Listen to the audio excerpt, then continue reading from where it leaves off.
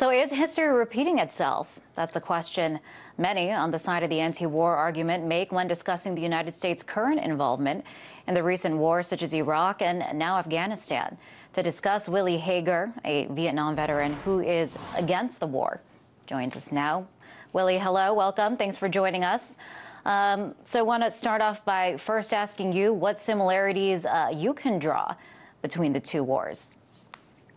Well, the similarities are that it's a war of imperialism and that the United States is involved in it for reasons other than the stated objectives, and that being the furthering of the corporate economy and of our geopolitical stance in the Mideast.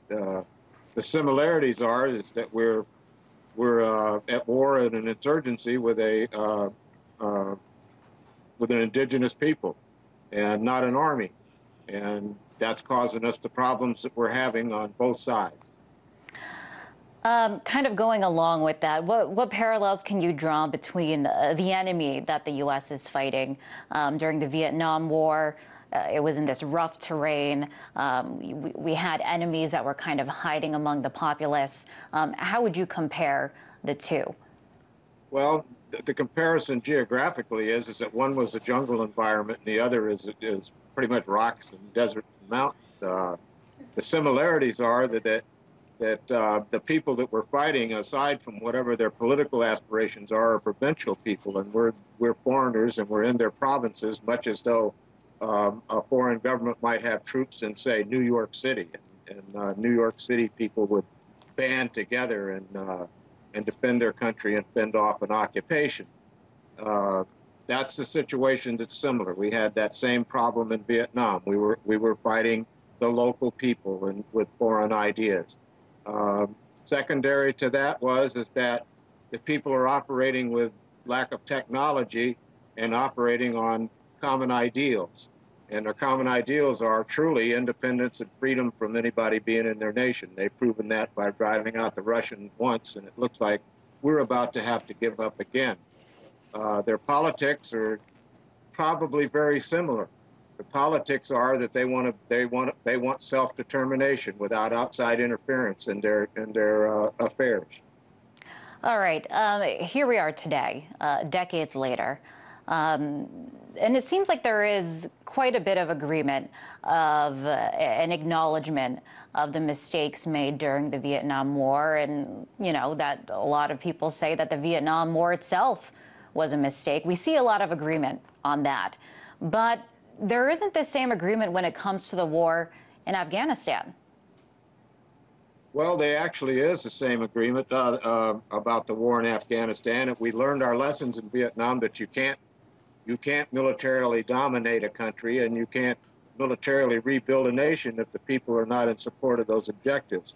The guerrillas in Vietnam and the Islamist insurgents in Afghanistan couldn't operate if the people didn't support them. If they couldn't hide amongst the people, there would be no support for them if that didn't happen. So they're on a common ideal, they have common goals, and as I expressed before, and so whatever our stated purposes are, they're not congruent with what our actions are and the results that we're getting from them. All right, I want to bring up a major difference between the two wars. During the Vietnam War, there was a draft. Of course, today there isn't a draft. So do you think that that's a big factor in why there isn't as much anti-war protests?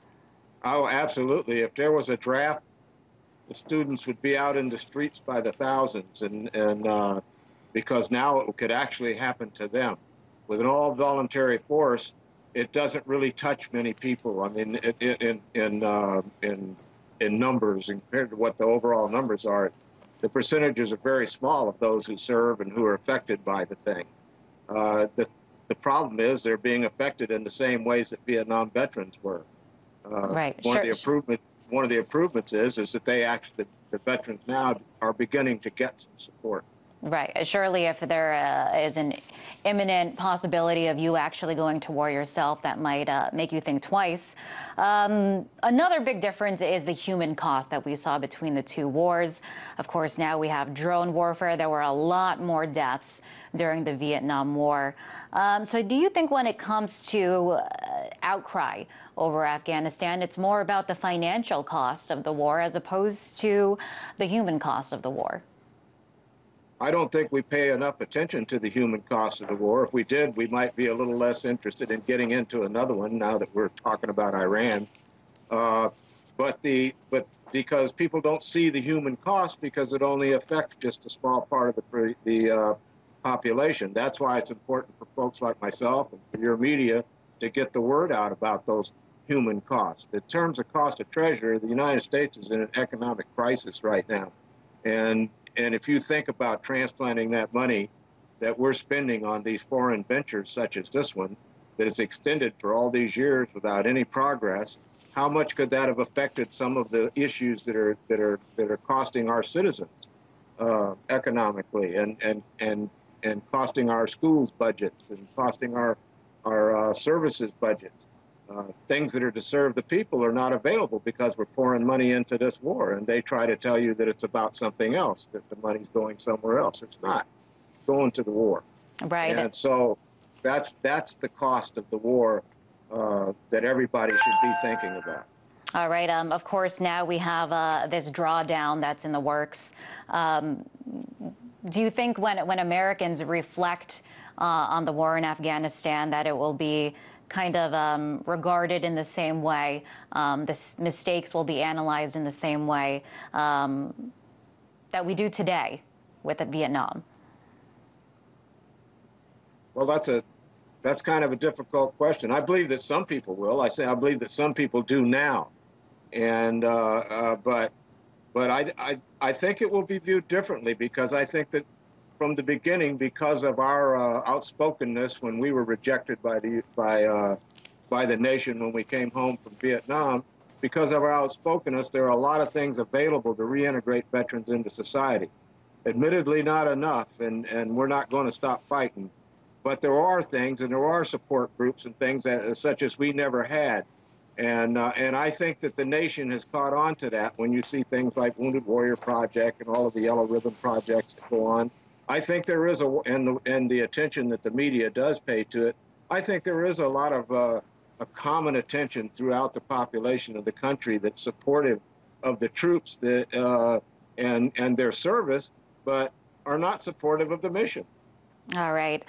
Willie, really appreciate you coming on and weighing in. That was Willie Hager, a Vietnam veteran who is against the war.